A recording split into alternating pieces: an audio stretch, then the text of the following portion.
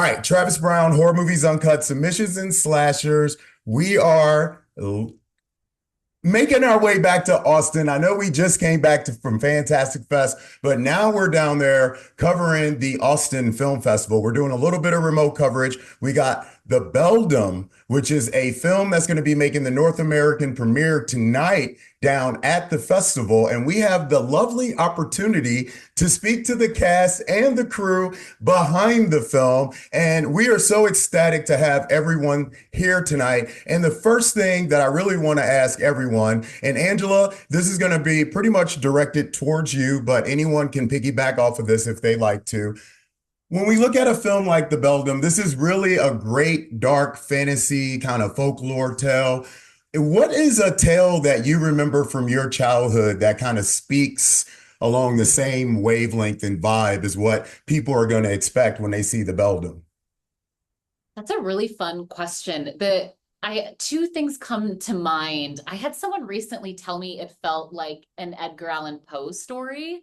Maybe it's all the birds. Yeah, that could be one of the reasons. And it wasn't so much a childhood tale, but The Yellow Wallpaper, that short story, is another, story that kind of women in madness and women in inner pain. Okay. Anyone else want to piggyback on that? Patricia, what about you? Any story from your there was childhood like that you can remember? an Eastern European figure, witch figure called, I want to, Baba Yar. Baba Uh-huh. Yaga. Yeah. Yes. Mhm. And it scared the crap out of me. And something in this movie, I guess it's the imagery. Which is actually inspired a bit by Baba Yaga. Okay, yeah. So that Great. reminded me Yeah. of it. And that used to keep me up at night. And she would turn her house would have bird legs and she would fly in her house. It was really scary when I was little. Like I'd crawl into my parents' bed after I had read it. So I was excited to kind of feel that in this movie. And Mark, I'm gonna ask you this also because I know you're kind of one of the what I like to call the money guys behind the situation behind the film. Is there anything from your childhood that you can recall that reminds you of the story? And then Emma, I want you and Katie to actually speak upon, is there any correlation that you guys feel with the story of Coraline to this tale? Because I do feel there's some weaving of worlds in between these. So, Mark, what do you think? I think I actually grew up in a house full of, this is kind of funny. I have four older brothers, and the first thing somebody says is, "Your mom must be a saint." So to the story where it reminds me of my childhood, but because of my strong relationship with my mother, it's funny. It's whenever we talk about the story, it's very feminine, but I also think anybody who has this relationship with their family will really appreciate it. And I think there was a sense of play with that with my brothers when I was little too. So there's always like, we were always telling each other stories. So it was kind of that thing of like family stories constantly. So that's what it brings up for me. Yeah, and so Coraline. you and Emma, did you guys ever read Coraline or see Coraline? You know, there's a little character in that story that's very familiar from what we're seeing in this movie. Yeah, Angela was speaking to this previously, that the word beldam is sort of an antiquated word that used to mean witch, but it's the beldam. It's a beautiful woman. It can be a crone, and that in Coraline, the other mother is actually A beldam. a beldam. So great catch. You're right on the money. I hung out with a lot of goth girls in high school. Like that's all I can say. Yeah. Like, the minute I saw the title of this, I'm like, why does this sound familiar to me? That's amazing. Yeah, good catch. And then Emma, what about and so then talk about your childhood growing up. Is there any stories you possibly remember that might have been similar to this that you recall? I was just gonna say this reminds me of, and I'm gonna mess up the title, but it's the Nicole Kidman movie where she's in The Others. The Others. Do you remember the movie The Others? Yep, when she's with the two kids in the house.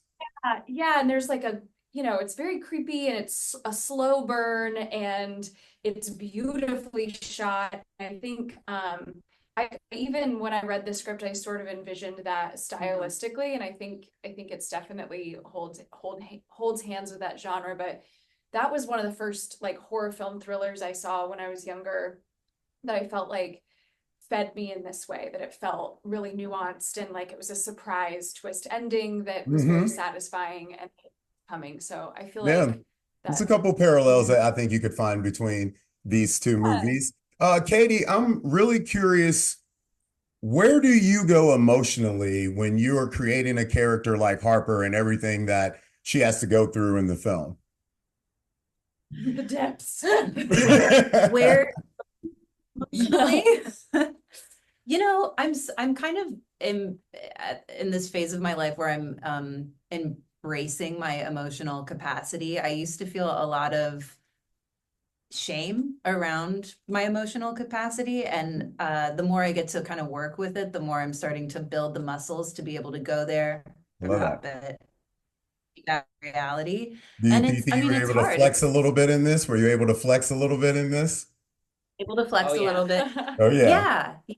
I'm also like very much guided. I was working with two incredible actors with loads of experience. Angela is an incredible actress and knew how my feelings about it and was like, I understand. And Mark has coached me.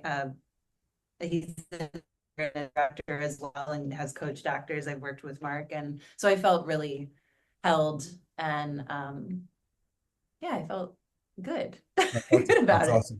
awesome. Patricia, how hard is it to take care of someone when you love them, but you know they aren't really there, or they really aren't really getting where they're supposed to be? Like, how hard is that, not just as a character, but just as a human in general? Because I think one of the things about the Beldham that's really going to hit a lot of people is a lot of people are taking care of someone in their lives right now. We see this all over the news. You know, we got this big thing coming up in a couple of days. How hard is that to take care of someone that you love, you want to be there for them, but you know that that person's not who they used to be?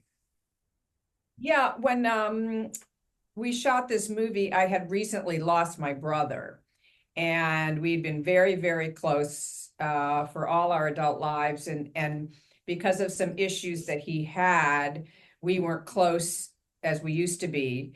And then he passed away. And when I did this movie, that was very present to me. And so I related a lot to having someone you love frustrate you because you couldn't help them. And so it was really present for me, and it made the job easier in a way to relate to what was happening. And the emotions were very raw and, for me, unexpected. They came through at times that I wasn't looking for them, and which is the beauty of what we do. That the things that are happening in your life, good and bad, can inform your performance and enrich it, I think. And I also think there's some kind of cathartic and, you know, starting of healing as you go through it, but it's there's a separation. So you're doing it in service of this project. So there's a little bit from it so that it's not so overwhelming to you. So that was really something that I didn't expect, but really was hard and wonderful at the same time. Awesome. And it was awesome seeing you in that role. I mean, to see you in our world. You have raised so many of us. You have raised so many of us, Patricia. So it is nice to finally see you in our world. Yes, no, I love this genre, and I was so excited to be invited into it, and not only to be invited into it, but to be doing a project that has a depth and a level to it that you don't normally see in a horror movie. Awesome, for sure. Psychological aspect to it. Yep.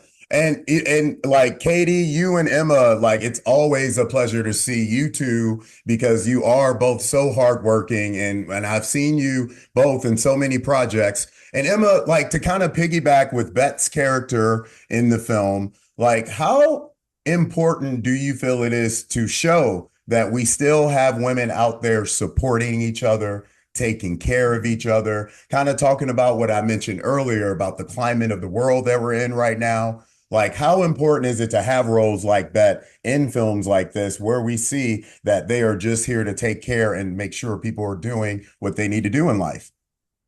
Yeah, I feel like in the horror films that I've been in, it's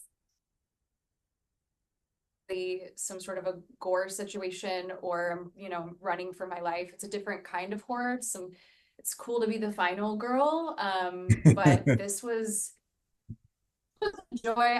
I'm a big fan of Angela's work for a long time, and as a person, and so it was just an honor to like be able to support this story. I guess this was an easy job for me. Like, I just got to like show up and watch her step into this really incredible new role in her life and meet these beautiful women who just embraced me. And I mean, I know you guys went through a lot, but it was a really good time for me. Yeah. That's awesome. You Well, I really appreciate. Oh, go ahead. I did on the makeup trailer before I even stepped on set and had to go to the hospital. Yeah. So What? we start off on a nice dramatic note. Yeah. Yeah. Well, look, I really, really enjoy talking to every single one of you. I know you guys have so much stuff going on down there. Best of luck with the screenings at the Austin Film Festival. Best of luck with everything with the Beldham. I think people are really, really going to enjoy this little folklore brought into today's time frame. And what is you guys would all say as kind of a walk away, takeaway that you hope people get from the film after they see it? Not one word, but a phrase. it's or- a or phrase. A phrase, yeah. Like, what would be a phrase people like that you would hope people would say walking away from the film? Run. No, you say it. You say it. No, I was gonna say 1, 2, 3. Oh, no, Yeah. yeah. 1, 2, 3. Call your mother. Yes, 100%. I love that. Thank you all so much for your time. Best of luck with everything with the Beldham, and we will see you guys on the next one, okay? Okay. Thank you. Yeah.